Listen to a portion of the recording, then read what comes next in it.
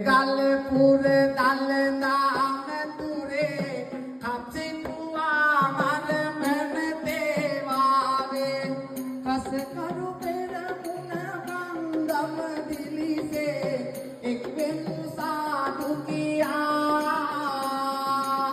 දෙව්පුර නැතු පිට කරනු ඇතපුවේ නැතුෝ තාලෙට පාදය දැපුවේ ජීවමාන බුදු මදිනා මහුලට එක්වෙමු